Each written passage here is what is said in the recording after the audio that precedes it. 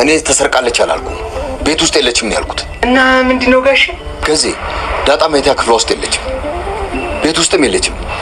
ስትወጣ አላየሃትም? ወላዲትን አላየኋትም። እንዴት? ይሄ ግቢ አንድ ብር ብቻ አይደል እንዴ ያለው? እንዴት ማለት ጋሽ? እንዴት ትጠፋለች? የት ሄዳለች? ምን አባት ያውቂ ጋሽ? ቆይ እንቅልፍ ጥሎ ነበር? እንደው አልተኛውም። እንደው ሊነጋጋ ሲል እንደው ጆሮ እንቅልፍ እንደው ትንሽ ለብ ሲያደርግ እንደው የተረገመ ሞተር አለ ሲንደቀደቅ በዛው ተነሳው በቃ።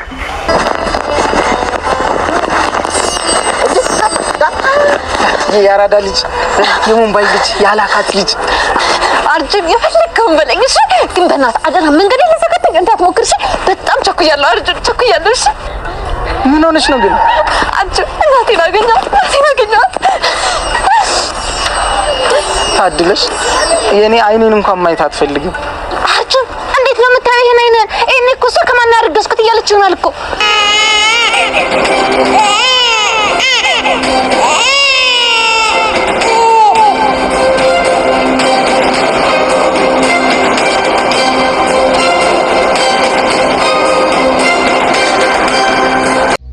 አቶ ደረጀ ለዳጣ ሰላም እናቷ መሆኗን ከነገራት በኋላ ደስታዋን መቋቋም አልቻለችም። ሀዘኗንም እንደዚሁ መቋቋም አልቻለችም። በቃ በሁለት ባንድ ሳቅ ባንድ ለቅሶ ተናንቋት ከመታመምና ከመውደቅ ደርሳ ነበረ ያየነው በባለፈው ክፍል ማለት ነው። እና አሁን ደግሞ ተኝታ ካደረች በኋላ እንግዲህ ለኪዳነ ምሕረት ተደጋግማ ትሳር ስለነበረ ጸሎቷን ለማድረስ በሌሊት ተነስታ ቤተክርስቲያን በሄደችበት አጋጣሚ ነበረ አቤጌል ተነስታ ክፍሏን ከፍታ ስታይ እንደሌለች የተረዳችውና በተደናገጠ ስሜት አቶ ደረጀ ከመኝታቸው እንደወጡ ነበረ ዳጣ የት ሄዳ ነው በማለት መጥፋቷን ያበሰረቻቸው ማለት ነው። አቶ ደረጀም ከፍተኛ ድንጋጤ ውስጥ ይወድቃሉ። ወዲያው እንግዲህ ወደ ጠበቃው በመሄድ ዳጣን አይቷት እንደሆነ እና ከቤት እንደሌለችና እንደጠፋች ይነግረዋል ማለት ነው።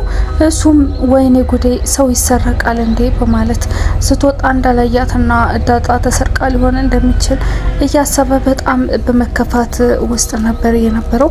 አቶ ደረጀም በኃይል ሊናገረውና ሊቆጣው አልፈልግም። በቃ ቤተሰና ነበረ እና እንግዲህ ቤተሰቡ በዳጣ መጥፋት ከፍተኛ መረበሽ ውስጥ ገብቷል። እናታንም በጣም እየተጨናነቀ ነው።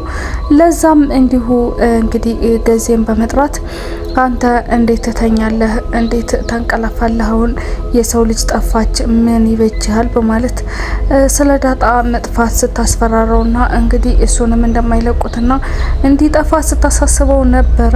እሱም ቀን አንቺ ስትጨቃጨቅኝ ትውያለሽ፣ ሌሊት ደግሞ አንድ አፍታ ጎኔን ላሳርፍ ብዬ የዶሮ እንቅልፍ ትንሽ ተኛው እንጂ እንደውም እንቅልፍ አልወሰደኝም ነበረ። ደግሞ ሰው እንደሚሰረቅም አላውቅም ነበረ በማለት እየመለሰላት ነበረ።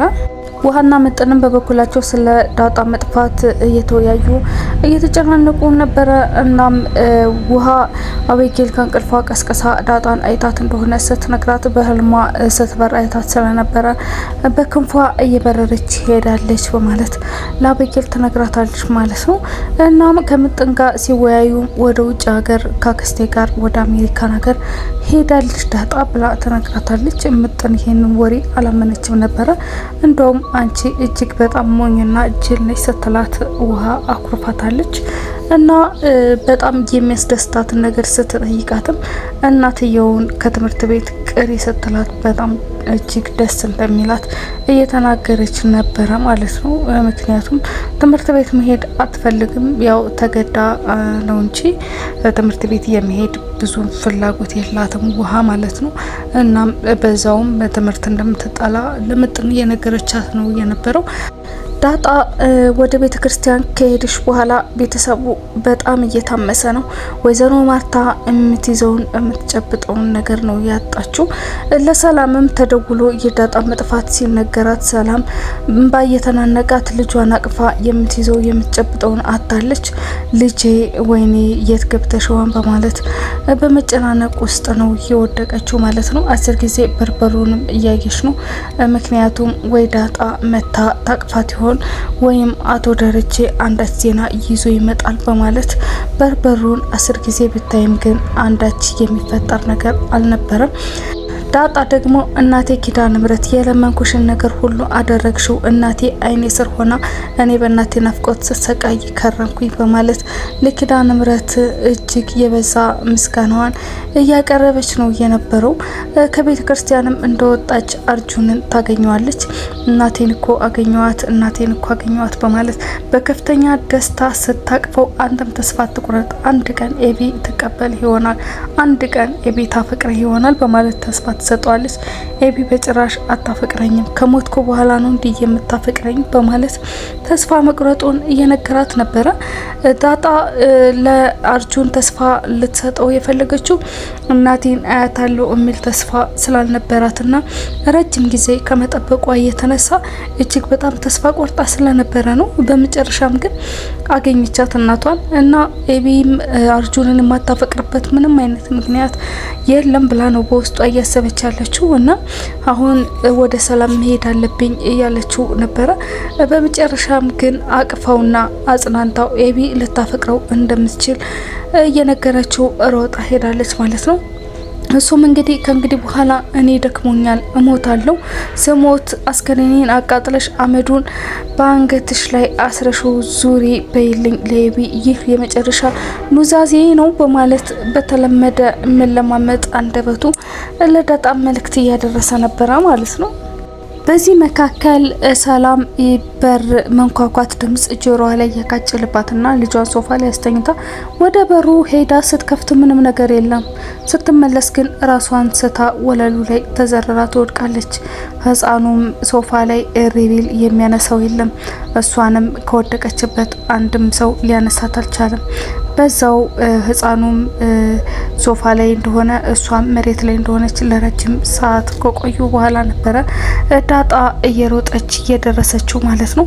በዚህ መካከል አቶ ደረጀ ማርታን ይዞ ወደ ሰላም ቤት እየመጣ ነበረ።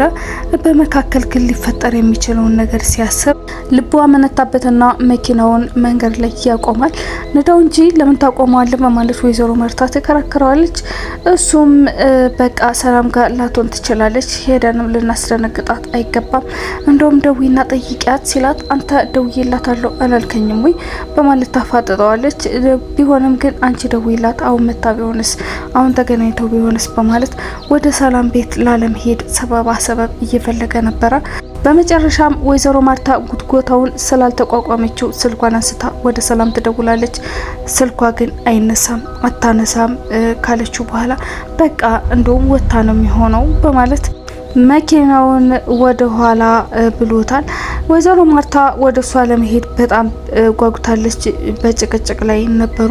እንደውም ነዳጁ ሁላ አልቋል ብሎ በማሳበብ ሞክሮ የነዳጁን መጠን ካየች በኋላ በትዝብት እሺ በቃ ያልከው ይሁንልህ በማለት ተመልሳለች ማለት ነው።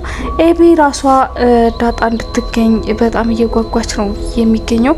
አሁን ዳጣ እህቷ መሆኗን ካወቀች በኋላ እና ልጁን ገለሻል ተብላ ብዙ ስትስፈራራ ከቆየች በኋላ በሰፊው መሻሻል የታየባት አቤጌል ለዳጣ ከፍተኛ ርህራሄ እያሳየች ነው የምትገኘው። እንደውም ናታንን እንዴት ሶፋ ላይ ትቀመጣለች ዳጣ ጠፍታ ወተን እንፈልጋት ስትለውም በቃ የሷን ጭቅጭቅ ስላልተቋቋመ እሱም እኔ ፈልጋታለሁ አንቺ ቤት ሁኚ በማለት ዳጣን ፍለጋ እሱም በፊናው ወጥቷል ማለት ነው። እንግዲህ ለሰላም ዳጣ ደርሳላታለች። ልጁን አንስታ አንዳች ነገር ሆኖባት ነው ወይ በማለት ልጁን ደጋግማ እያየችው ነበረ። ህፃኑ ግን ደህና ነው። የወደቀችው ሰላም ናት። እንግዲህ ሰላምን ቀስቀሳ ደስታዋን እንድትጋራ ታደርጋት ይሆናል ብለን እናስባለን። ቀጣዩን ደግሞ ተከታትዬ ማቀርብላችሁ ነው የሚሆነው። ስላዳመጣችሁ እጅግ አድርጌ አመሰግናለሁ። ቻናሌን ላይክ፣ ሼር፣ ሰብስክራይብ በማድረግ እንድታበረታቱኝ በአክብሮት እጠይቃለሁ። ሰላም ቆዩልኝ።